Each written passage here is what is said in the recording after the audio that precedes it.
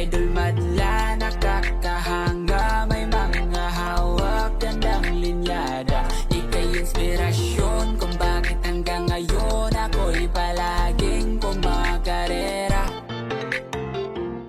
For today's video, ito na yung mga bago nating warriors dito sa Dreamloop. Nilagay na natin silang lahat dito. So assorted color ang meron tayo ngayon dyan. So ayun yung iba. Meron tayo sa taas dito, checkered. Ito pang malakasan dito mga kalapatid. So anak to nung Koopman. Tapos ito, ayun, meron tayong imbrek na may pasok ng Colson. Ayun, isa, yung batik. Yan o, naka anong ring ba yan? UFC.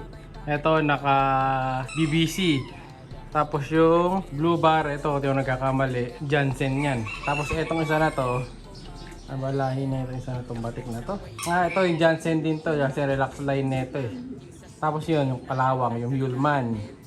Tapos yung blue bar na yun, yun natin yung mga naunang blue bar dito mga kalapatids eh. O anak din to nung patulay niya to, ito yung patulay na may itim eh. Yan. Tapos yung iba naman dito, ito yung batik na to, kapatid siya nung batik na yon. Yan, mga bali magkakapatid sila dyan ngayon. Tapos itong blue bar, naka double band. Ito pala yung pato line. Yung isa, hindi ko sure kung ano line yung isa na yan. Nakalimutan ko yan. Itong isang blue bar, hindi ko rin sure itong blue bar na to. Yung ito naman, ito yung anak ni Kobe mga kalapatids eh, no? Nilagay ko na yung anak ni Kobe na Speedbird dito. So wala na tayong tetrain sa Dreamloop for now, pansamantala. Sa mga susunod na vlog, sasabihin ko sa inyo kung ano yung dahilan kung bakit hindi na tayo maglalagay ng kalapati dun sa Dreamloop. Medyo ano yun, hindi good news yun eh.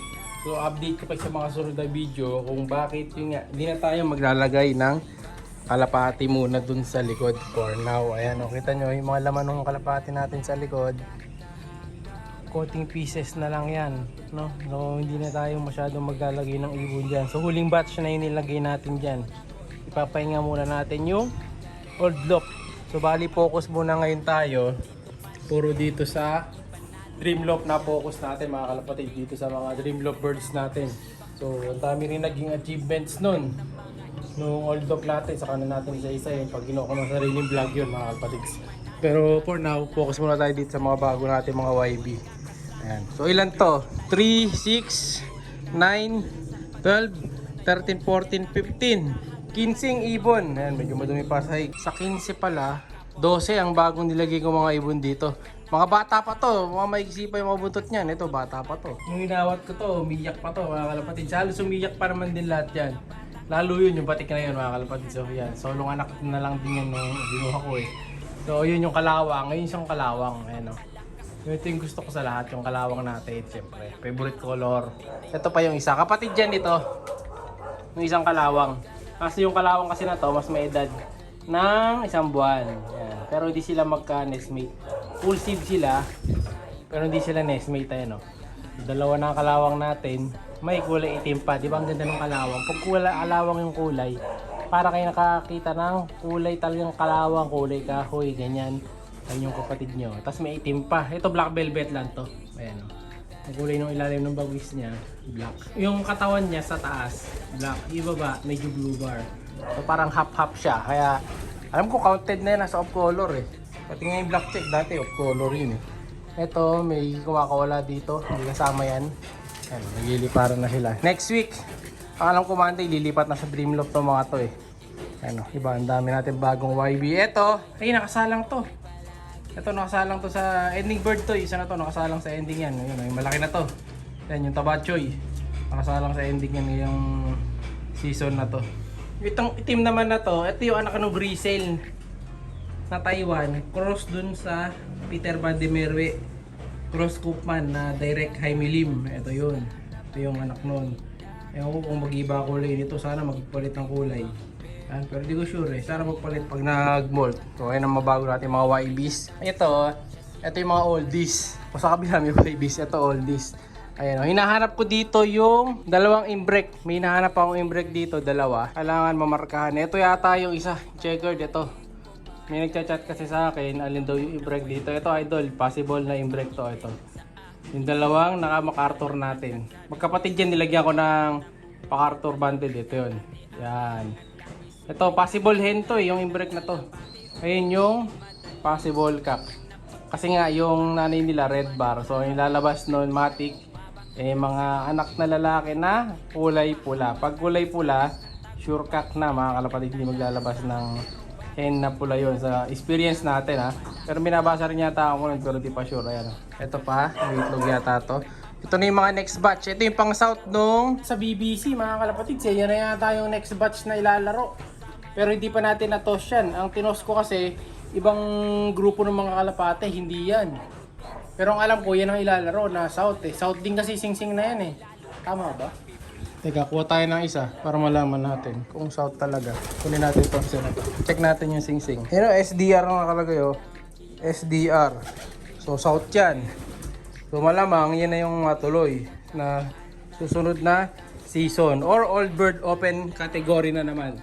Kasi nung nakaraan, young bird category sila eh. Siguro mag-old bird muna bago yan. So kung hindi nga yan ang ilalaro, tama lang yung tinotos ko 10. Yun yung matutuloy. So ito yung masasalang natin, yung hindi ko sinakay nung nakaraan. Ito, si off color.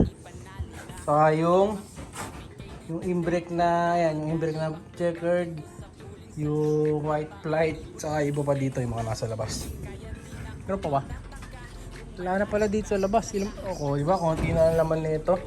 3 na lang pala yung nandito eh. Shoutout nga pala doon sa may birthday na nakapag-chat sa akin. Nakalimutan ko yung pangalan. So comment kayo kung gusto nyo lagyan natin ng mga pa-shoutout sa huling part ng video natin. Ayan, kamukha nung dati yung ginagawa natin. Dati nung first day pala tayo nagbablog, di ba? Yung nagbablog ako noon, naalala ko pagka patapusin yung video, lagi ako shoutout ka, ano yung ganyan, yan. So susubukan natin ibalik yung mga gano'n yan. Comment kayo ng mga pa-shoutout nyo.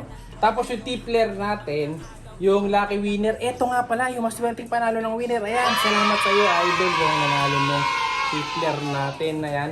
So, ang nadali mong tipler is, napakaswerte mo, idol. 3 tipler ang mauuwi mo. Siyempre, pinag-isipan ko talaga kung ilan yung mapupuntang ibon na tipler doon sa mananalo. So, 3 na, para kumbaga, pagka pinaship mo, sulit na kasi 3. So titingnan ko ngayon kung may mabibigay ako sa iyo na gift bird. Depende mga kalapatids, no? So, titingnan ko kung baka bigyan ko pa ng gift bird. Depende yan, no? Lagi tayo nabibigay ng gift bird. Yung nakaraan nga, may bumili dito sa atin na 2. Binigyan ko pa ng isa. Lagi may free na isa. Basta bumibili na mga 2 o higit pa, lagi namang may free. Tapos yung sa ending natin, madalas din doon may free basta yung mga suki talaga.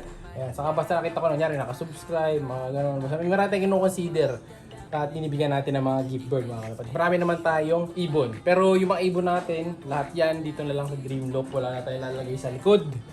Pero di pa naman natin gigibayin yung likod na yan. Diyan pa rin naman yan. Ayan o. Yan, di pa natin gigibayin yan. Di lang natin lalagyan ng ibon. Puro dito na lang. Ito na yung simula ng puro Dreamloft birds na lang tayo. Pati pampuling, dito na rin muna. For the meantime. Ayan o, ang dami na nila. All kalawang lines. Ayun.